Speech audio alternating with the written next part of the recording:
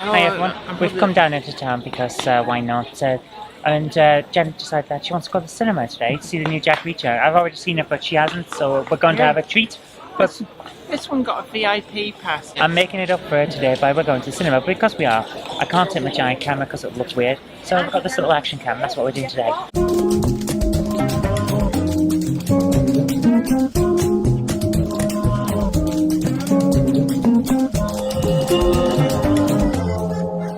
What's this guy over here doing? And it's one of those people who stand really still, but Death stalks us all. I feel really. Okay, I have no idea what that was about, but it was interesting to see Death walk through the middle of town.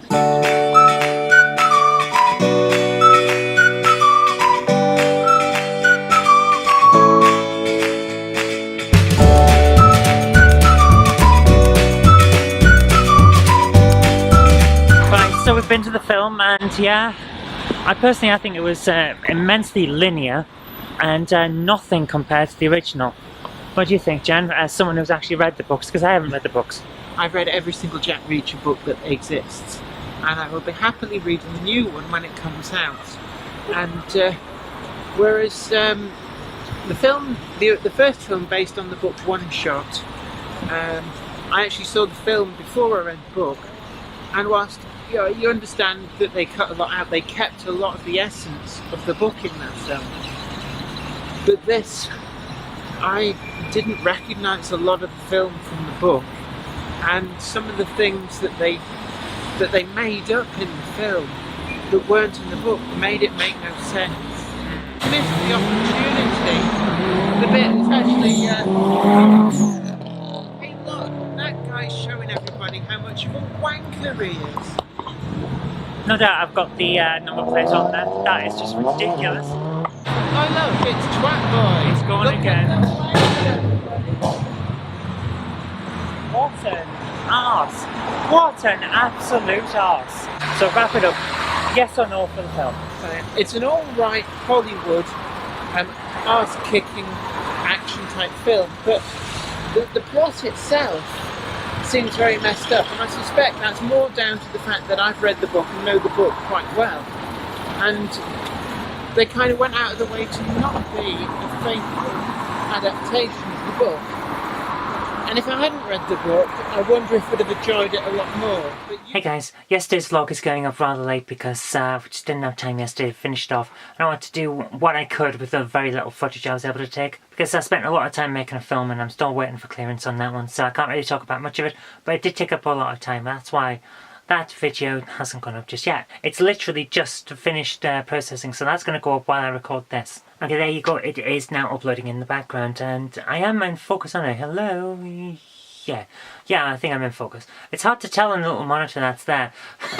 I'm not brilliant at this. I am practicing, and that's one of the reasons I'm doing the daily vlog, but I'll get there. Anyway, what I wanted to talk about was something that came up on Facebook, and a couple of people have been talking about it. There's something that came up in the Daily Mail, and I think I know why the Daily Mail is running stories like this. They ran my story, and then they've run a few others afterward. And they've been reasonably supportive of it, because part of me thinks maybe the message is getting through, and part of me thinks, well, it's probably just because they're trying to make us all look silly. And I don't know which it is. I'm kind of leaning to the second one at the moment. But the issue was a child wanted to buy a pink Kinder Egg. You know, Kinder Surprise have been doing these ridiculous gender segregation things. They've got boys' toys and they've got girls' toys. Instead of doing toys, they've got boys and girls now, represented by blue and pink. And I don't like that. I really don't. Anyway, this kid picked up one of the pink ones, and the cashier in Tesco said, you know, that's a girl's toy, to this boy kid. To which his mother was not happy, and went off on one a bit. And people are asking, what is the fuss? Why is this woman making such a fuss? It's alright for the cashier to remind the kid that they've got the wrong thing. No, it's not okay. That's the point. Now, the people that are saying this, sometimes there are people that genuinely should know better. They marched with me on Pride marches. They should know better. But clearly they don't, because they're cisgendered gay people who have their own little view of why they're marching on Pride.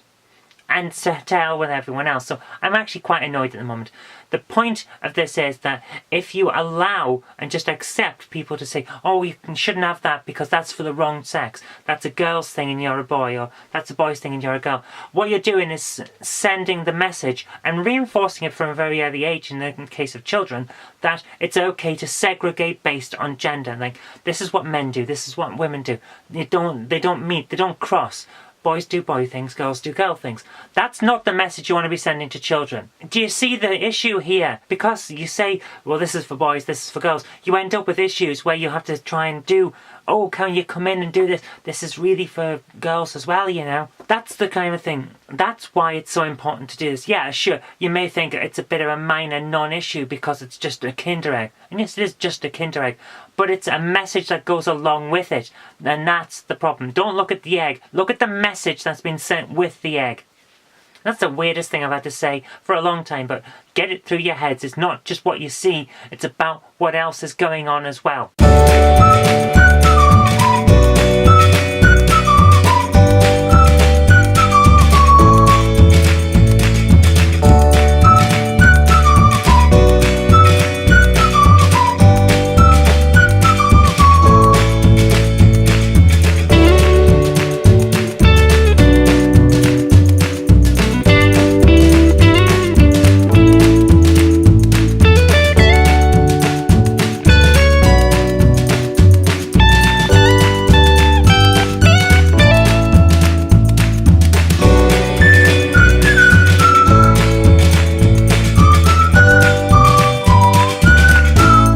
Okay, Jen, these are the scripts for the coming week's Knob Mouse. What do you think, basically? Are there any changes that need doing? Well, I just sat here. Which brings me in my Jim Jams. Jim Jam Jenny to the rescue. Drapes capes over me. And then before I can read anything, she dives straight in with, what's it like? Do you like it? Do you like it? Any changes? Ha ha ha ha. I do not believe so. I'm adamant that the note is telling the truth. I use Velcro. Also, I had some leftover after I invented a way to stop my falling off in high wind. Oh, hang on. You see, and this is why it's good that I... Ooh, nearly fell over. And you see there, that's actually why it's really good that I come in here and just give it my seal of approval, because I find all the bits she's got wrong.